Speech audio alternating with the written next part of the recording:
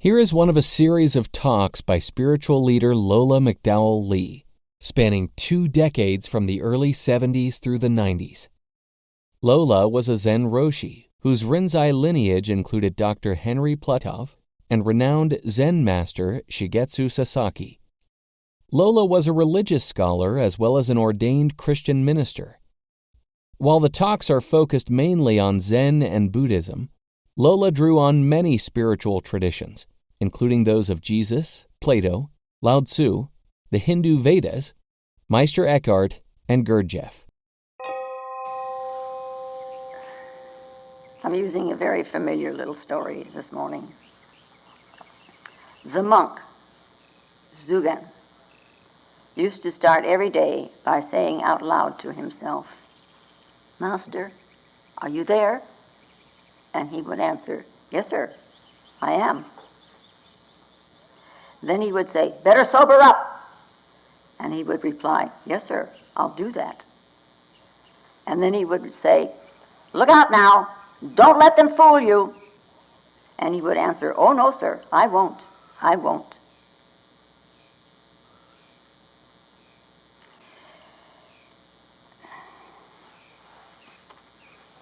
You know, I use this little story in so many ways.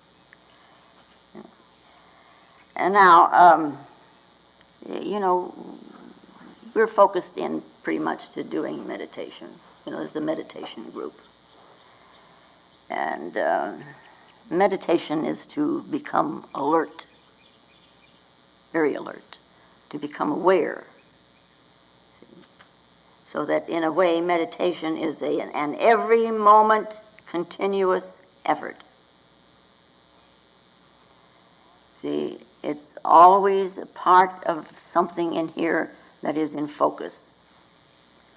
See, something always is paying attention to what's going on in here and not necessarily out there. It's to be alert. See? So that you don't let your mind play tricks on you.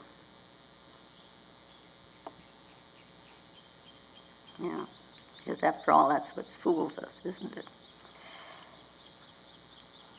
It's our own ideas.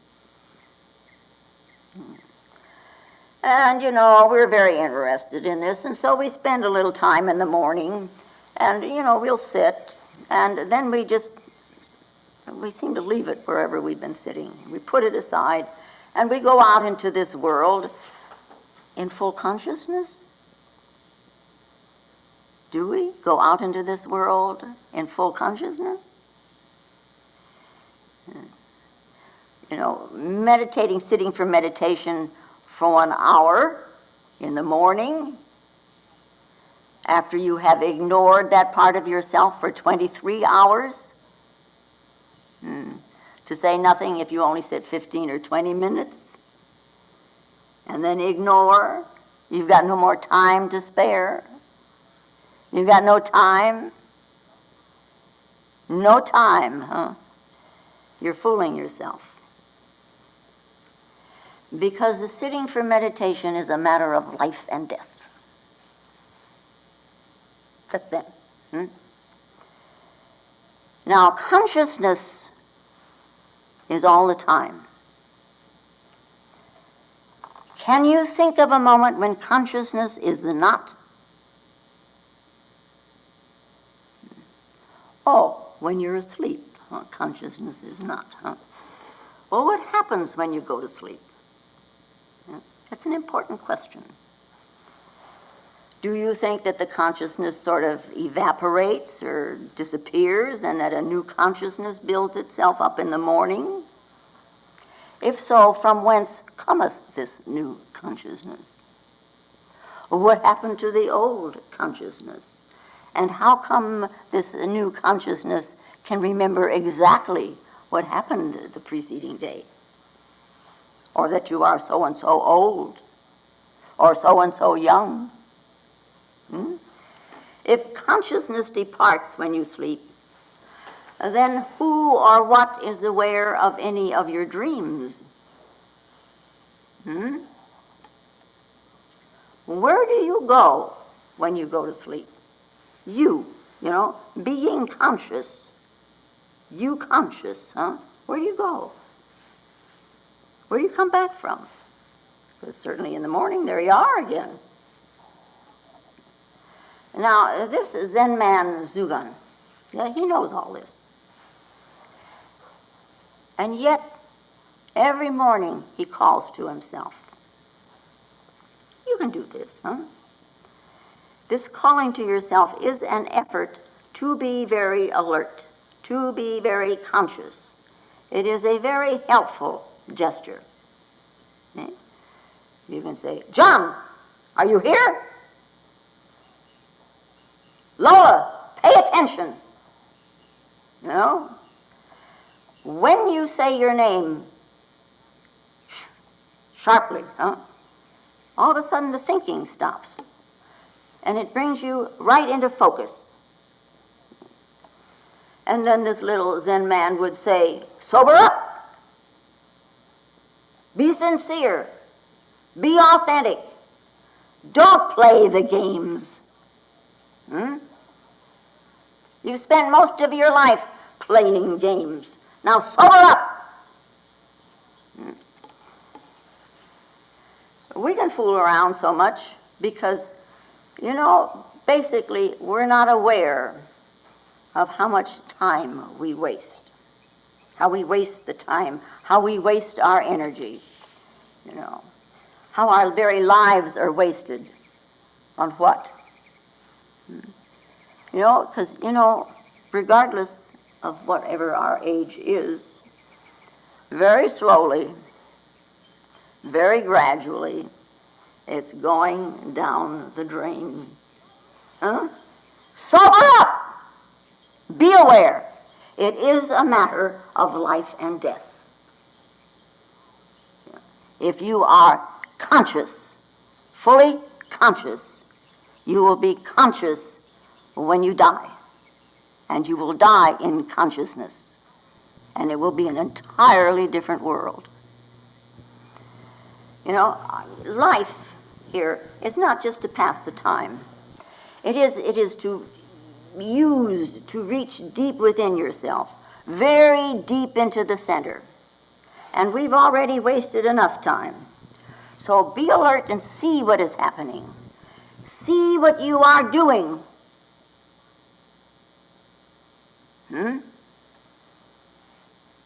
So what are you doing?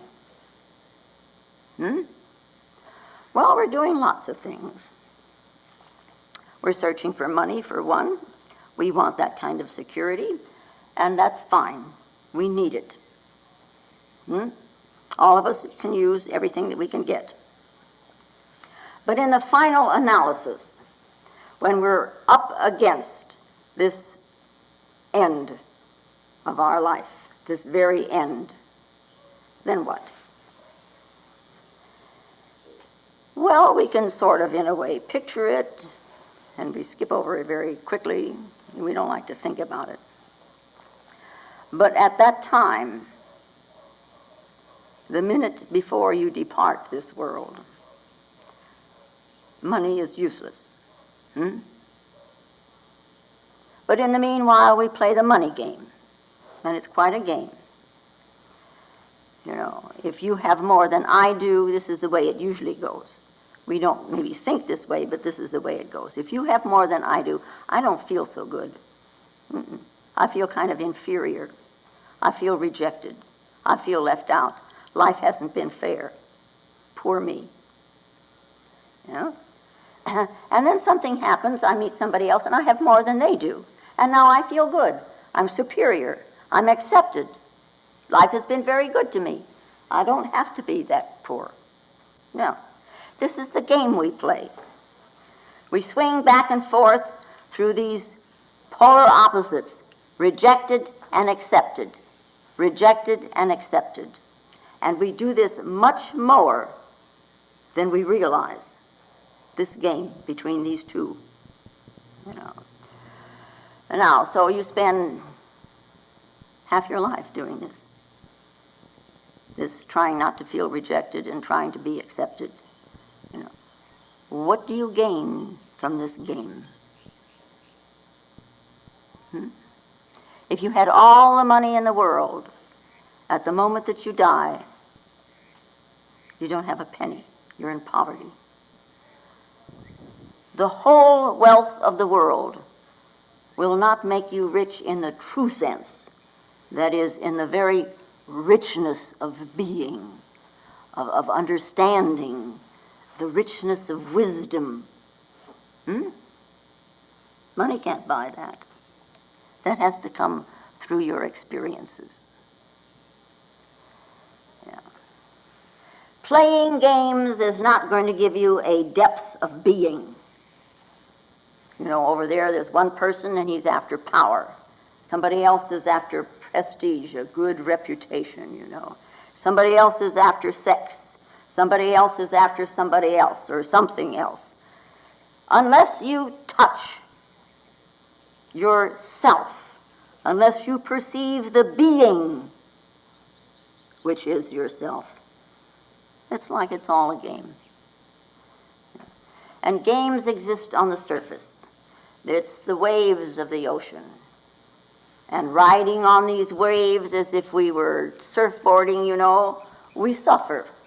And once in a while it's a nice day and we have pleasure. And then we drift. We drift around and around and over all these waves. They just carry us and we let them. See? And it is, you know, as if we were sitting on the outside of a garden wall. There's this lovely garden, you know, that is walled, and we are like a beggar. We want in. And this is the story of the young knight who went out into the world searching for this holy grail. And he searched, and coming back, he was old and spent and gray. And there still is the garden wall that he left as a young man. And there is this beggar that is sitting by the garden wall. And this knight shares his last morsel of bread with this beggar.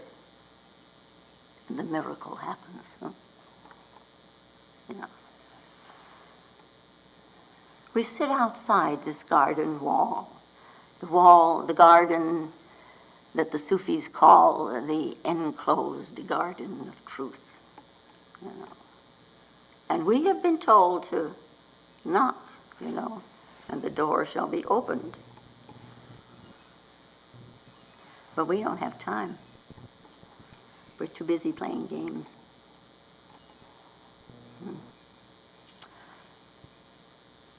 One sits for meditation to remember. One sits to sober up. And this Zen man started every day like this. Called himself, be alert. Every morning, sober up. See, morning sets a pattern for the day. See, so the religious traditions, they usually ask for two prayers, one in the morning and one in the evening. In the morning, consciousness is rising out of its depths, and this meditation, this remembering, you know, it starts the pattern for the day. At night when you go to sleep, you know, a little meditation, and it sets the pattern for the night, remembering who you are. And maybe, just maybe, something will occur during the sleep, and you will know it, and you will know it is not a dream. You know, the Mohammedans, they pray 5 times a day, so that they have to keep this in mind all the time. So it's almost a continuous thing. They have to remember, well, now it's morning, pray. And now it's mid-morning, pray. Now it's noon, pray. Now it's afternoon, pray. Now it's evening, pray. You know, and the man calling from the minaret, you know, calling all the faithful to prayer. Allah, Ilya, Allah, you know. There is none but Allah. Yeah.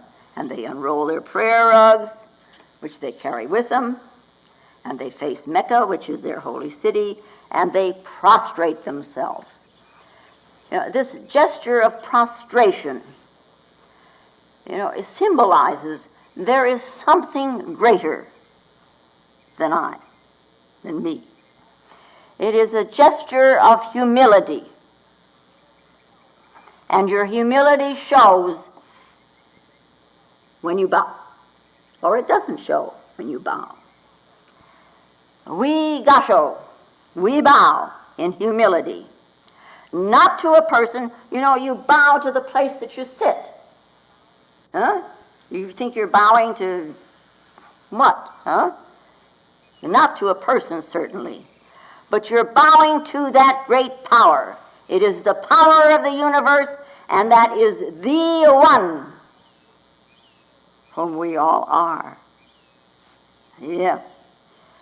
And then we have this gesture in the bowing, Teach me. To let this power teach me. Yeah.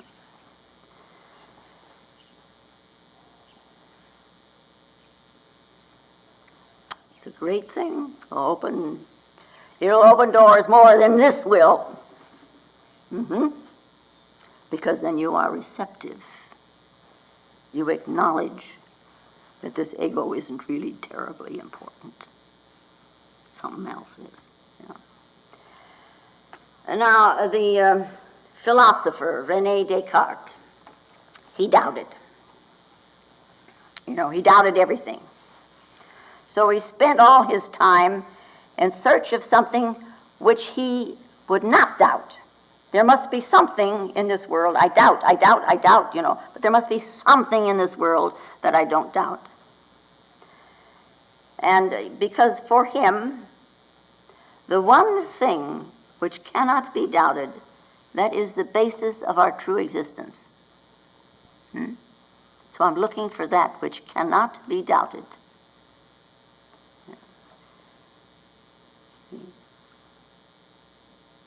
We have a lot of these, what ought to be believed. These can be doubted. This should be believed. These are not real foundations. This is the kind of foundation that's apt to sink. I believe because I should. I believe because I ought to. I believe because it's the easy way to do this. It's like a house built on sand. And so this Mr. Descartes, he doubted. The gods can be doubted. The world can be doubted. All this may only be a dream.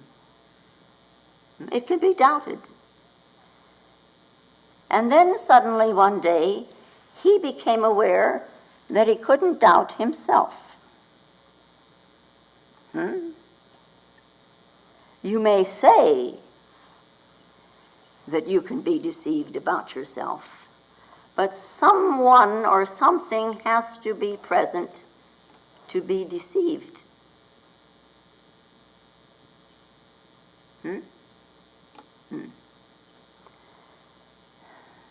Most people, of course, are deceived most of the time. But this philosopher, because mostly philosophy in the later days has become a thinking thing rather than the love of wisdom, which it was originally. So he said, I think, therefore I am. And therefore I didn't have to doubt myself. Now that leaves a... Anyway, he tried. Buddha emphasized meditation, which is very different than believing. In meditation, you sit down and you're not supposed to believe anything. There is no need to move to something else in which you believe. In meditation, you close off the senses, you close the door to the world, and you are all alone. And when you find yourself in this place, all alone, then you can wake up. There's a story, I think it's a Chinese story of the turtle. and the waters were rising, and he was in peril. And there along came the river, floating along, comes this piece of wood. So he got on the piece of wood, and he pulls in his feet, and his tail, and his head, and all there's left is a shell. And this shell, so-called shell, is just moving down the river. And all of a sudden there comes a twist in the current, and it turns the board with the turtle on it upside down for a split second. And there's a knot hole in this board. And because the turtle is all pulled in, he has a single eye here, see?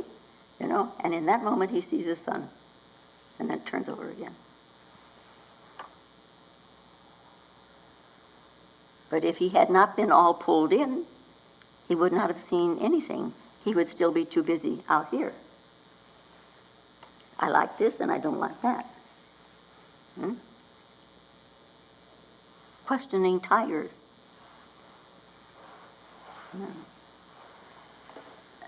Now, and also we note that this little Zen man was not calling on God. He was not calling on Krishna. He was not calling on Allah. He is calling himself, you know, only himself, you know. Diane, are you here? Betty, are you here? William, are you here?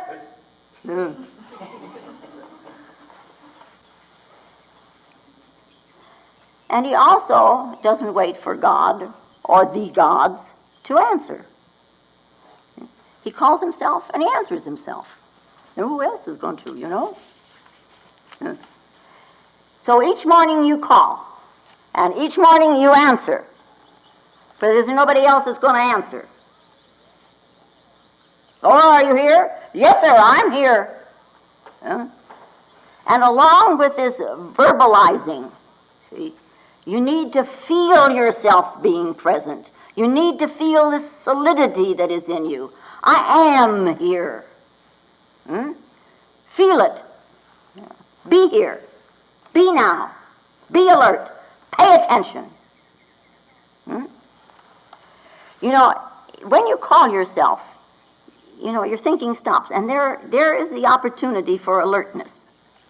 See, the alertness, thinking stops.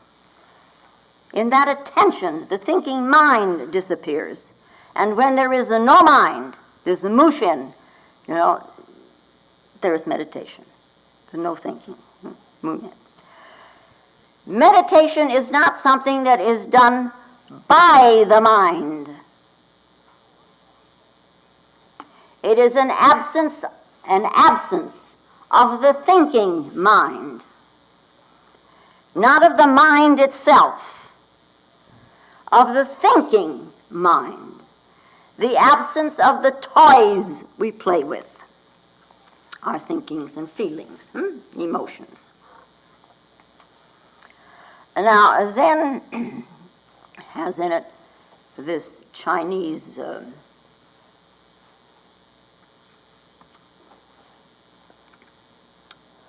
well, I'm not thinking very well this morning. What do I want to call it? Device. It's a device. It's upaya. We call it a mundo, which is the interview with the questions and the answers. You know, if it were very strict, Rinzai Zen, you would come in with your problem, the question you have been given. You would state it, you would answer it, and you would leave. We don't quite do that. We do the mundo thing. And the problem, or it is called in Zen, is the Koan, is an inquiry of yourself. Now Zen, to know Zen, what it is, to come to knowing what Zen is, what Zen means. I mean, we can say it means meditation, but, you know, what Zen is, This takes a questioning process. something like Descartes did, questioning because, all this, everything that he doubted.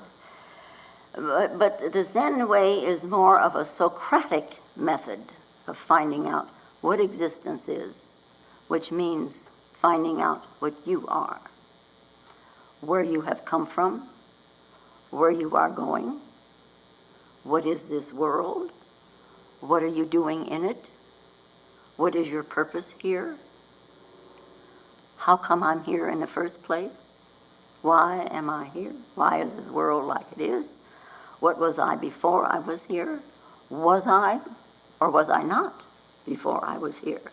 See, questioning oneself. Nowhere is it used precisely as it is used in Zen. The questioning of oneself, to find oneself.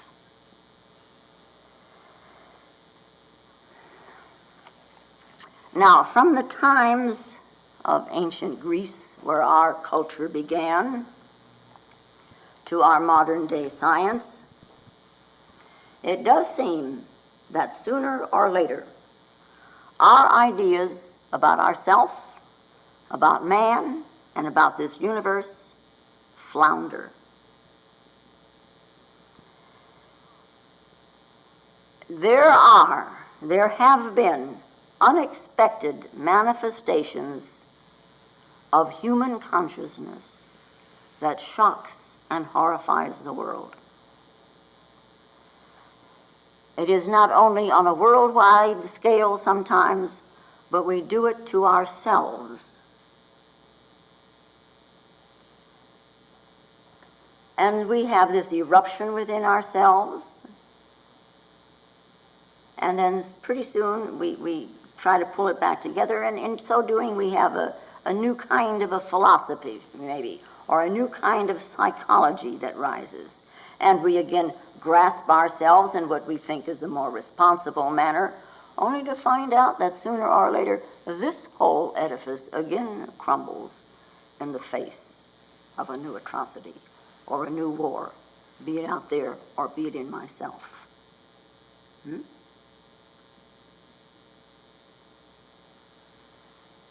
We deceive ourselves. We fool ourselves. This is a fact of human life. And it does show us, or it should show us, that we need a completely new, a completely different understanding of inquiry.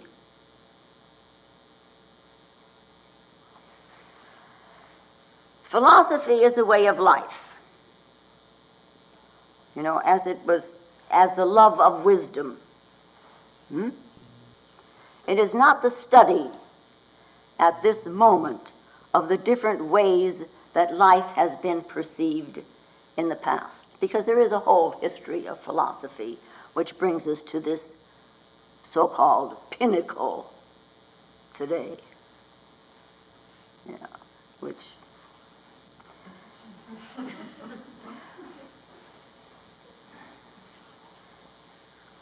we have our own philosophy, each of us. I stand up here and spout mine.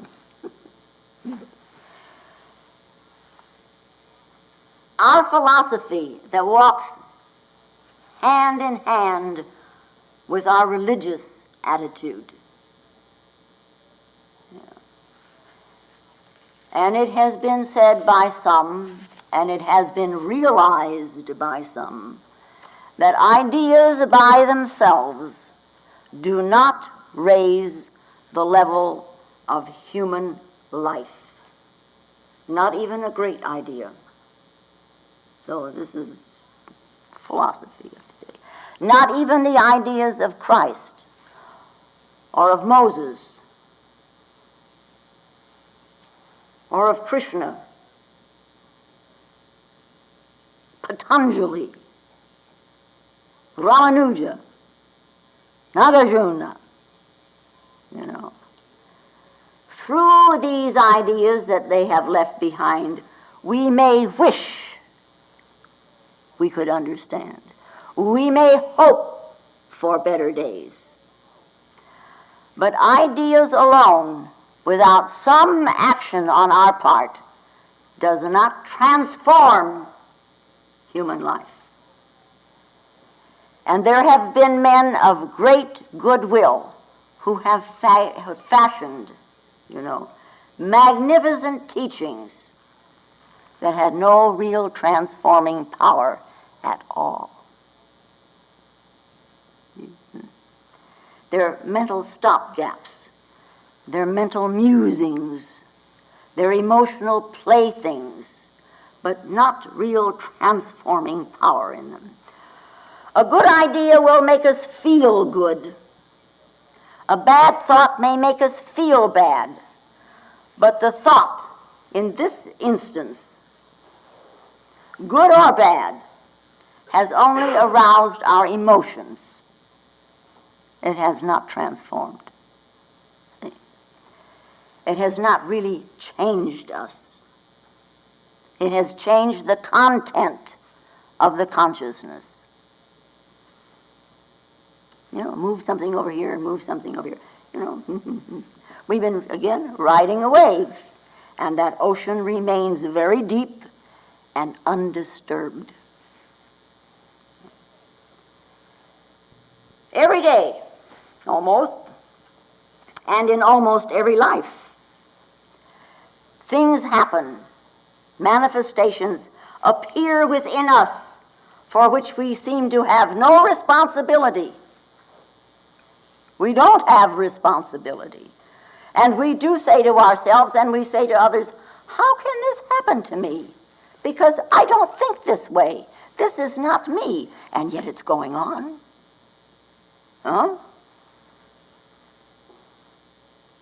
From whence does all this that is not me, but is going on in me, from whence cometh it? Yeah.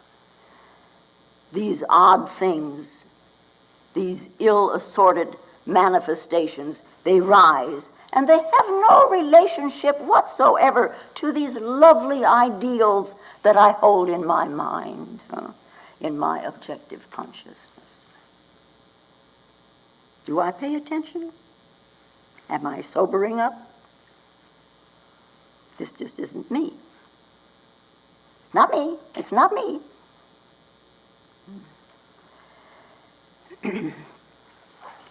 In reading of the past, of the long days gone by, they used a word, and that word was virtue. There have been books written about virtue. And the word virtue today, or several years ago, at any rate, upon coming across a book, The Virtue of Religion or The Virtue of Human Nature, well, who wants that? Out of fashion. Socrates, through his student Plato, thought that neither science nor religion, not the religion of his day, nor the science of his day, which is not very different than ours, not very different at all. See? Neither would lead a man to virtue. We think of virtue as being a conformity to a right, a particular right. So, a beneficial quality it is, or a manly strength, or a kind of a courage, or chastity as a virtue. These things we think of virtues. No wonder it's gone out of style. Yeah. Now, as I understand it, as I have read and as I have been told, and as I have gone through my thing, virtue a long time ago, in Socrates' time, in old ancient Greece, virtue was associated with the mind, that is, the objective conscious mind, in its relationship to the unconscious human structure. The relationship between the two. What we know as things, as a world of appearance, and what we do not know. See, the path between. See? and to him the aim, and the only aim of a human being, was to create this path, this relationship between ideas and what we thought the truth was, and the mind, on the one hand, and the unconscious structure of human nature on the other hand. See, our instinctive human organism. And then the synthesizing, the merging of the conscious organization and the unconscious organism. This form of unity. This is Socrates. Our consciousness, our objective self-consciousness, we are conscious of ourselves as object. We are conscious of everything else as object. So we, of course, are conscious of ourselves as object. Objective self-consciousness, the ego. Ego function. Okay? It rises from the unconscious. A little more and a little more and a little more. And this has nothing to do with manliness or chastity or conforming to others' opinions or what we should believe or what we shouldn't believe.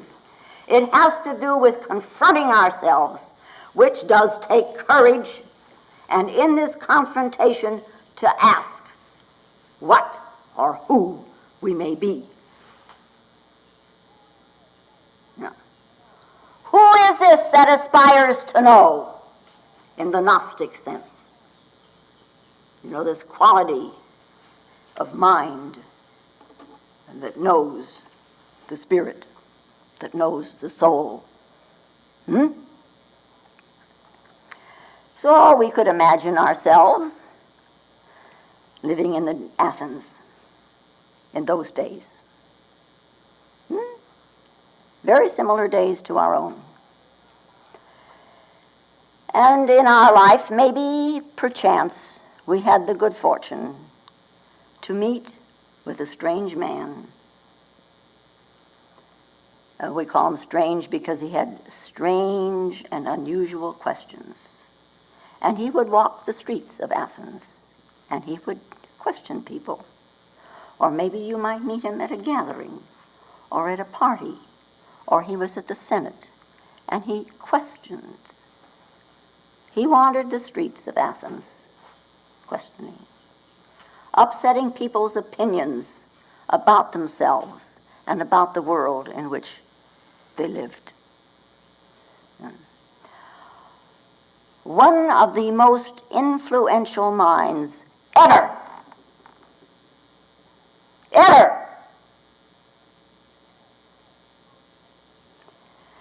to be the most influential mind of one's neighborhood. Pretty good. To influence women in the neighborhood, to keep their houses cleaner, to bring up their children better, to be the most influential mind in a neighborhood, to be the most influential mind in a graduating class so that you can be valedictorian and such, to be the most influential mind at the workplace or in one's field of endeavor is never anything to be scorned. No. But to be one of the most influential minds in Western history? Yeah. Now, Socrates' questioning, his inquiry was fixed on one thing: the absence of virtue.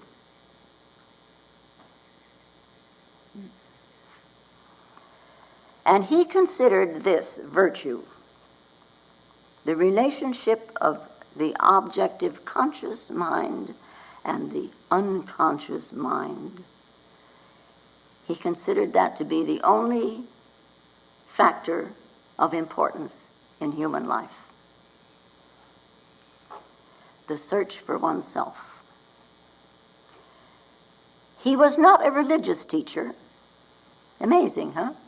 He was not. He was not a scientific thinker. Huh? Isn't that interesting? He didn't fit any recognizable category. So what was he? He questioned. He interrogated. He was always pressing after this overlooked factor in our lives, this virtue.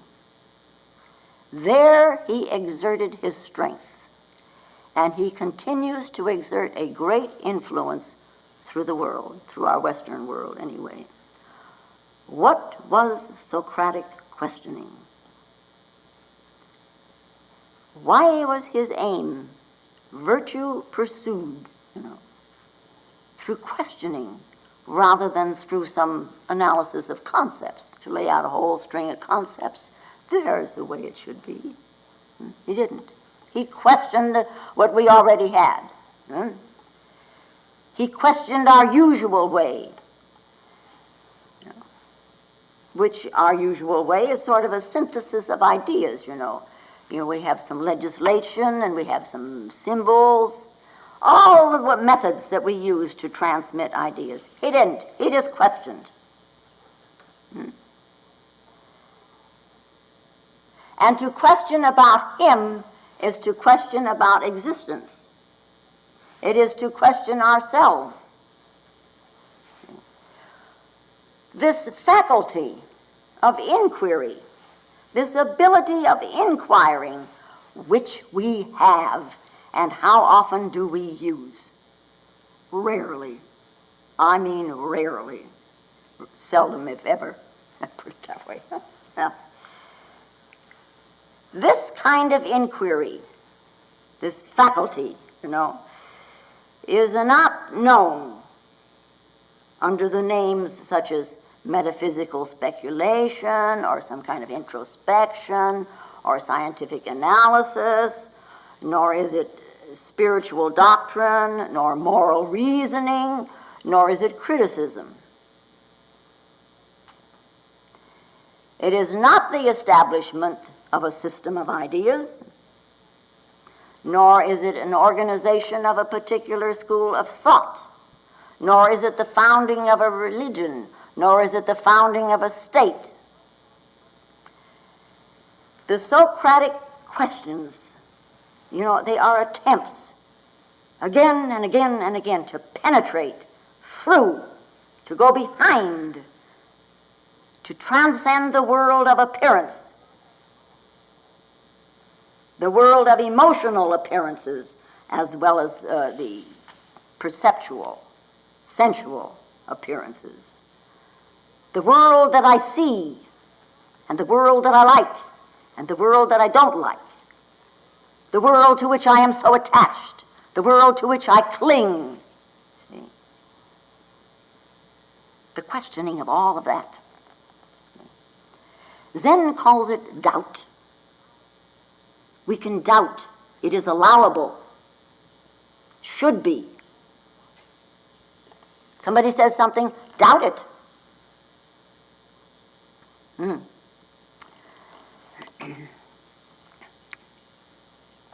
Doubt me, of course, but with the right questions.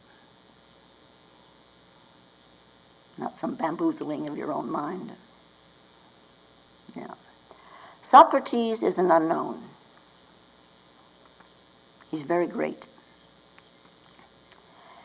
And this should be kept in mind. And it should be mulled over, his virtue seeking and his questioning. And it should be mulled over again and again and again until we begin to feel what really is at issue. The issue, the very serious questions which every human being must ask. Who am I? Where did I come from? And where am I going?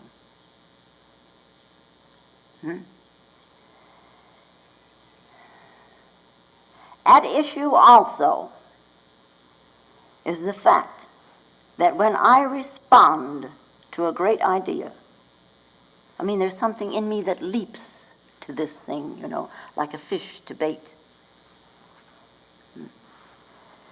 I respond to great ideas, that I respond with a part of myself of which I am not usually aware. It's a part of me that seems to lie hidden until this something comes along and I leap to it. Something in me leaps to it. And at the same time, into this response, you see, I see the chaos and the struggle of my life, my own life, and I see it at the same time, the struggle of all men and women.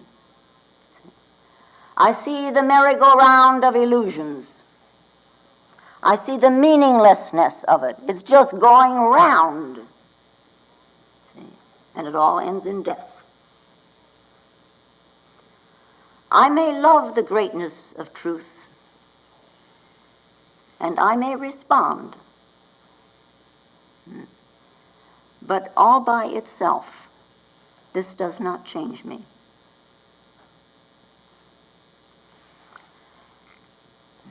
And it is this very change, this transformation, that we are interested in and that we are speaking about.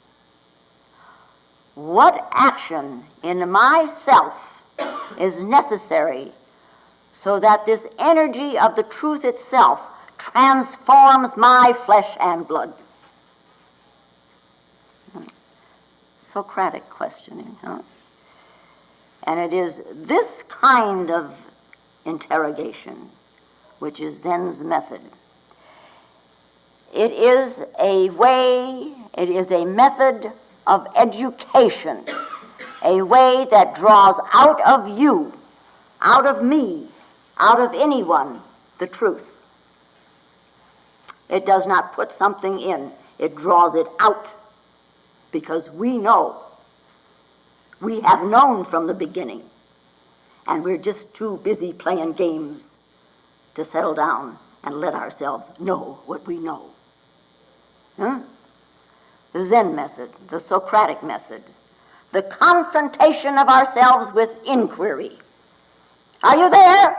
Oh, yeah, I'm here. Oh, I hope I'm here anyway. Am I really here? The questioning with intentness, through which a process of transformation begins to take place. The question put, the intentness of attention in meditation. The senses all drawn in, all alone with this question. If we are at all serious about ourselves, we must question. We question the world. The questioning begins here, right here, myself. I am alone. Let's face that first of all. I am alone. Yeah. All else exists, as it were, seemingly outside of me. And, we're speaking pretty much of an ordinary, everyday way of looking at things. Everything is out there. Yeah. We don't usually say, well, I have projected my view of the world out there. We don't usually do that. But with all of these appearances, this world of appearances in which I live, there it's in here, huh? There is something else in me that is my own. It's not from the world. I am alone. Something is all my own. There is something in me that is free, that is autonomous, that is self-ruling. But what is it? What is it? See, now the question has a kind of a force in it. It has a power. It is no longer a game of concepts. It is a questioning as an act of attention. See? Calling to oneself, pay attention, sober up.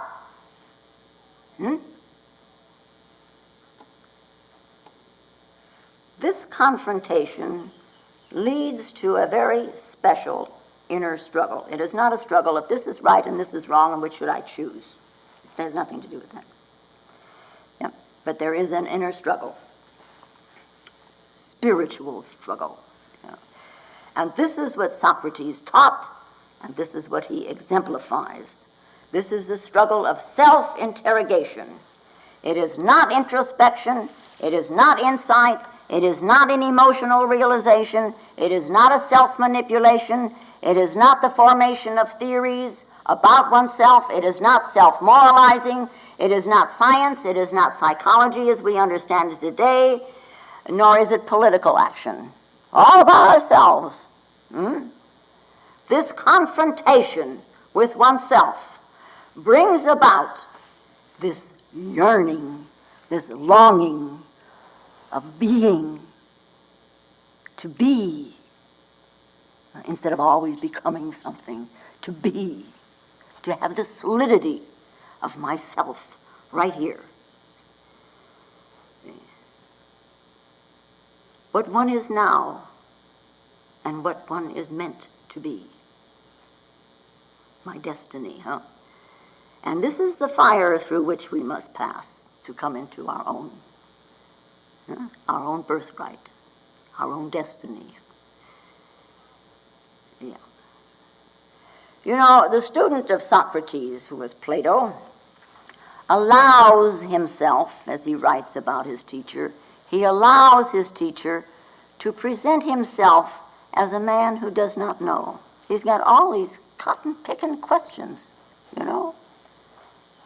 And it's as if, Plato depicts him, as if the wisdom that he has consists in the fact that he alone, of all the people in Athens, realizes his own ignorance. Now, everyone sees through this, including you and me, after all these 2,500 years later, when we read, huh? And this is exactly how Zen handles it. The ignorance. You know, Bodhidharma, when he came to China to bring the teaching, you know, the emperor built many temples, spread his teaching all around, and came to him and said, because I have done all these good works, what do I get as merit? What is the reward? And Bodhidharma said, no merit, nothing holy. And then, so this emperor says, well then, you're spreading the teaching here in China, why did you come to China? And Bodhidharma says, you know, the cypress tree grows in the garden. And this emperor looks at him, you know, these funny answers. And says, who are you? Who are you? You know. And Bodhidharma says, I don't know. One of the greatest masters, huh? The man who recognizes his own ignorance. Now, Bodhidharma knew darn well enough, you know. But the ability to say, I don't know. Yeah, that's Bodhidharma Zen. Yeah. A man who recognizes his own ignorance. And ignorance in this instance does not mean stupid.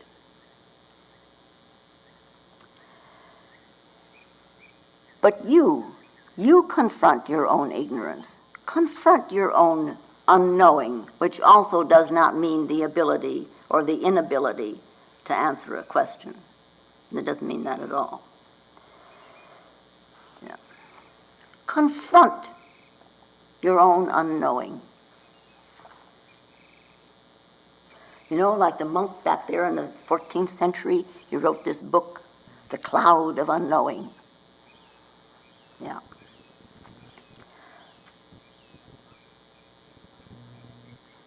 With Socrates, there comes, as it were, a great silence. What is this teaching? Because he didn't write books about this is the way it should be, and this is how I perceive it, and this whole system of ideas, and blah, blah, blah, blah, blah, you know. What is the teaching behind the Socratic silence? behind his power of self-interrogation? What is it? He must have had his ideas about man and his man's place in the universe. That surely was behind all his questioning. He didn't just question it out of being, who would bother to write about him then,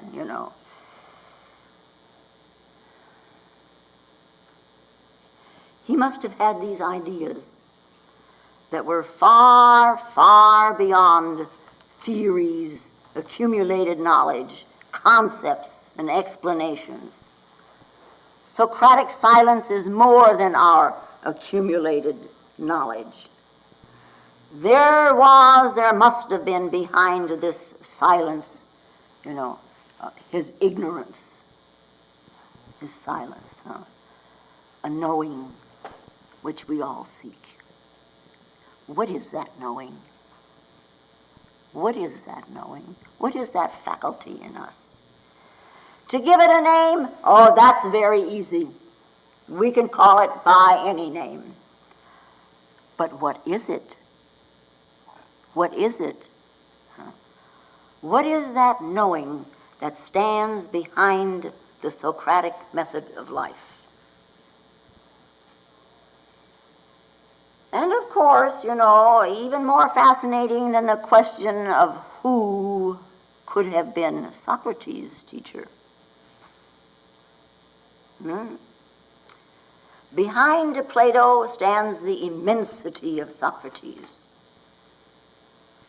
What greatness, what immensity stands behind Socrates? So we can begin to look, and we can begin to question. For that immensity that stood behind Socrates, that stood behind Plato, stands behind each and every one of us now. Each and every one. So turn around. I don't mean your body. Turn around the mind. Never mind the desires. The consciousness. Find the consciousness and turn it around.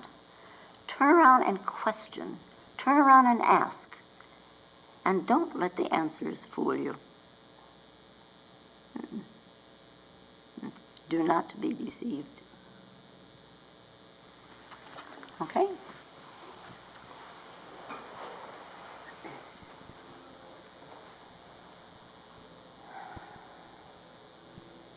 And now, may the peace,